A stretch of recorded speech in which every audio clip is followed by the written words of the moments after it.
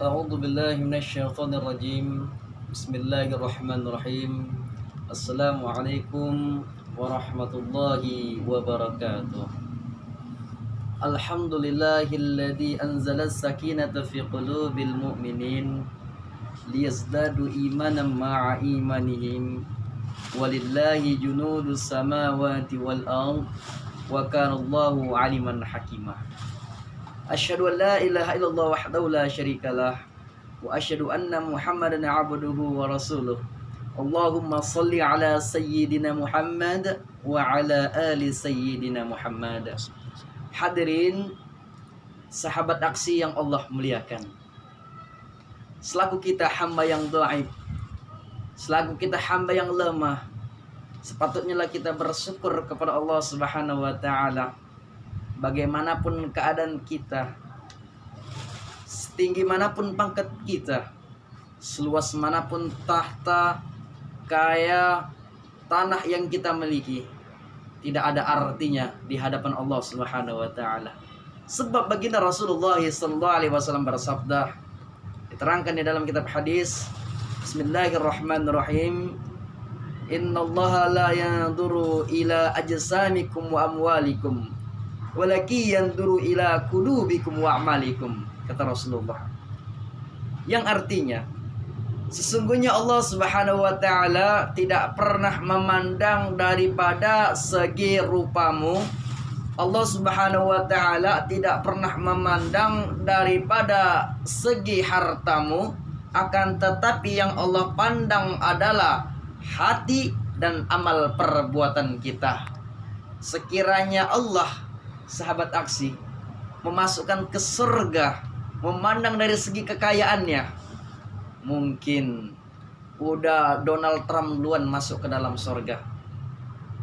Sekiranya Allah Subhanahu wa taala memasukkan seseorang ke dalam surga memandang daripada segi kepintarannya, mungkin udah Bapak Yusuf Habibie duluan masuk ke dalam surga.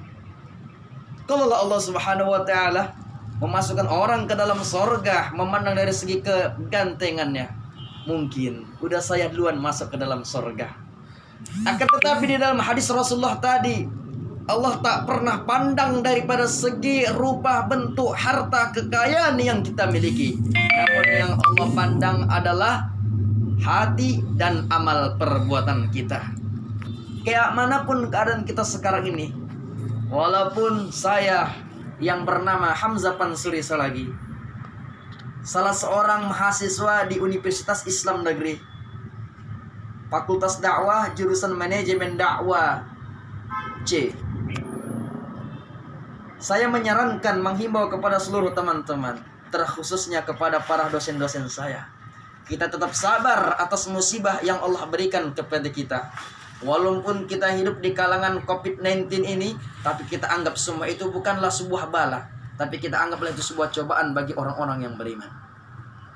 Salawat bertangkaikan salam kepada junjungan alam, Habib tertinggi yang tak pernah korupsi, baginda yang termulia yang tak pernah durhaka. Siapa lagi kalau bukan junjungan kita, Nabi besar Muhammadin sallallahu alaihi wasallam. Sebagaimana kita lihat perjuangan baginda Rasulullah, ketika di zaman Rasulullah sallallahu alaihi wasallam pun pernah terkena wabah. Bahkan di dalam sebuah sejarah pun diterangkan, di zaman Khalifah Umar bin Khattab ada salah satu virus, salah satu wabah yang sangat menyebar luas di masa Umar bin Khattab. Wabah apakah dia? Maka ketika itu di zaman Umar bin Khattab namanya wabah ta'un. Wabah ta'un. Maka hadirin jamaah aksi yang Allah muliakan, ketika Umar bin Khattab dan para sahabatnya hijrah ke negeri Syam, ketika beliau tak lama kemudian berjalan menuju ke negara Syam, maka ketika itu datanglah gubernur dari Syam menghampiri Umar bin Khattab. Ya Umar bin Khattab, kamu jangan pergi ke Syam sana. Kenapa wahai gubernur Syam? Wahai Khalifah Umar, saat sekarang ini Syam terkena sebuah wabah yang sangat membahayakan yang namanya ta'un. Jadi diterangkan di dalam kitab hadis ini, hadirin, di dalam kitab hadis Subul Salam, bahwasanya wabah taun ini di dalam tafsiran ulama ini diterangkan sebuah virus, sebuah penyakit kulit yang jendol-jendol, yang bendol-bendol, yang apabila pecah mengeluarkan darah dan ketika itu orang itu mati. Begitulah ngerinya wabah di zaman Umar bin Khattab. Maka ketika itu Umar bin Khattab nggak jadi hijrah Umar bin Khattab. Maka ketika itu Umar bin Khattab kembali ke tempat yang aman. Itulah ada namanya isolasi ataupun lockdown. Saat itu Umar bin Khattab dan para sahabatnya lockdown, lagi diasingkan di tempat-tempat yang aman. Hadirin jamaah yang Allah muliakan. Jadi di sini saya akan membahas sedikit tentang bagaimana ceramah ataupun tausiah yang membahas tentang belajar selama COVID-19 yang kita alami pembelajaran ini dalam keadaan daring ataupun online. Namun kita lihat di zaman sekarang ini banyak para pekerja-pekerja yang mana ketika beliau mencari nafkah, hartanya dapat banyak ketika belum ada corona. Namun ketika Allah turunkan corona kepada kita, jadi kerjanya di rumah. Mahasiswa yang mana sebelum adanya yang namanya virus corona rajin menuntut ilmu, mendatangi majelis-majelis, rajin bertatap muka dengan dosen, tolabul ilmi, menuntut ilmu. Namun dengan Allah turunkan yang namanya virus corona, semua jadi serba di rumah. Sehingga ada syair mengatakan, gara-gara corona, kerja pun di rumah, belajar pun di rumah, mahasiswa kuliah pun di rumah, sampai-sampai pun dompet merana, gara-gara corona. Tetapi wahai kawan-kawanku, saya himbaukan kita tetap semangat melakukan hal-hal yang membuat diri kita semakin bangkit. Jangan sebagai lockdown kita dikarenakan virus corona ini. Memang pemerintah menganjurkan kepada kita yang namanya isolasi ataupun lockdown. Sebab Nabi Nuh alaihissalam pernah lockdown. Ketika Nabi Nuh alaihissalam terjadi di masa dia banjir yang sangat luar biasa. Maka ketika itu 40 hari 40 malam Nabi Nuh alaihissalam lockdown di atas kapal itu. Pernah juga pada suatu ketika Nabi Musa alaihissalam yang mana hidup di masa Raja laknatullah alaih yang bernama Fir'aun. Ketika Nabi Musa menghampiri suatu kaum yang mereka bergaduh, lalu Nabi Musa membela mereka, lalu bangsa Kiptia ini tak bisa dibela. Nabi Musa marah, lalu dipukulkan sekali ke wajah Kiptia itu, langsung meninggal yang dipukulnya itu. Maka saat itu Nabi Musa lockdown, mengasingkan diri. Pernah juga pada suatu ketika Nabi Ayub alaihissalam yang mana terkenal nabi yang kaya awalnya, harta yang berlimpah, tanah yang luas meruah, istri yang banyak cantik memikat. Namun ketika Allah beri cobaan, harta Allah cabut, istri yang cantik Allah pisahkan dari beliau. Allah berikan kepada beliau penyakit, gatal-gatal yang berulat-ulat. Maka saat itu Nabi Ayub alaihissalam tetap sabar dan beliau lockdown, berdiam diri, berkarantina di dalam rumahnya sendiri dengan cara taqarrub Allah Ta'ala. Pernah juga pada suatu ketika Nabi Muhammad SAW ketika di usia 38 tahun, 39 tahun dan 40 tahun Nabi Muhammad SAW mengalami yang namanya lockdown juga. Saat itu beliau mau menerima wahyu yang pertama kali, tapi beliau tetap mendekatkan diri di Gua Hira. Itu Nabi Muhammad SAW. Maka apa pedanya? Faedah orang yang melakukan lockdown ini, faedah orang yang melakukan kuliah online ini, ada faedahnya dan ada juga enggak faedahnya. Kalau faedahnya, ketika terjadi seperti ini, lautan-lautan sudah mulai bersih. Karena bangsa asing dilarang masuk, orang kemana-mana dilarang, debu-debu di pasar udah jarang berkeluaran, dikarenakan lockdown harus diwajibkan berdiam diri dalam rumah.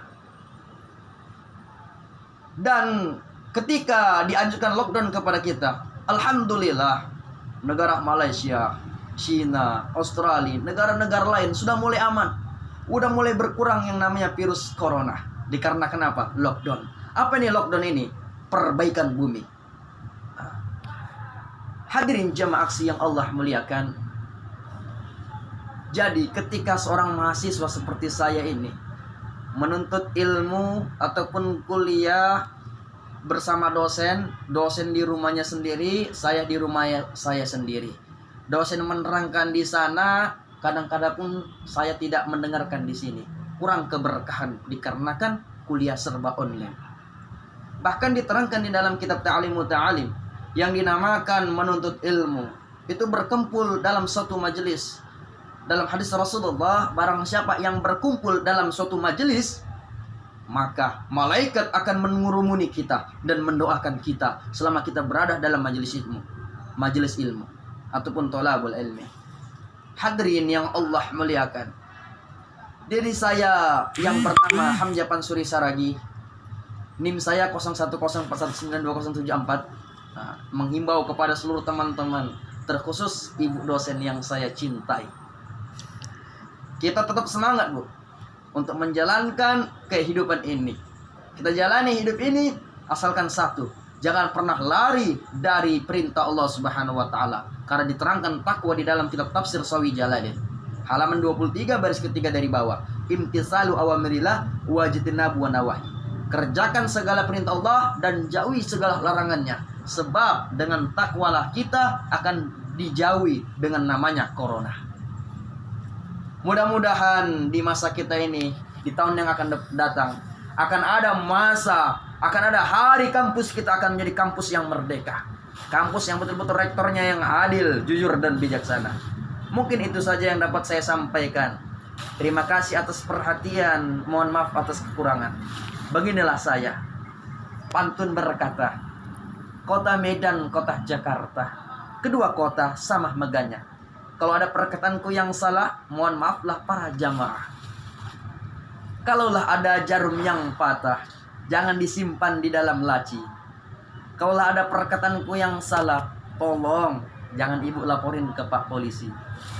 Kalaulah ada jarum yang patah, jangan disimpan di bawah bantal. Kalau ada perkataanku yang salah, tolong Bu jangan digimbal saya. Kalaulah ada jarum yang patah, jangan disimpan sampai berkarat. Kalau ada perkataan Hamzah yang salah, mohon maaf dunia dan akhirat. Kalau ada jarum yang patah, siapa yang matain? Kalau ada perkataanku yang salah, mohon maaf lahir dan batin.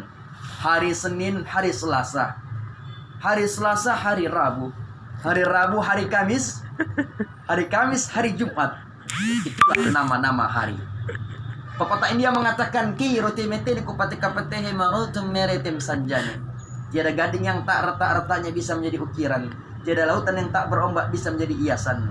Tiada manusia yang tak bersalah itu bisa dimaafkan. Undur makola wala tandur mangkola. Lihat apa yang dikatakan, jangan pernah melihat siapa yang mengatakan. Kalau Anda melihat siapa yang mengatakan, mungkin sayalah orang yang tertampan di dunia ini. Ila liqai ma'assalamah. Assalamualaikum warahmatullahi wabarakatuh. Waalaikumsalam.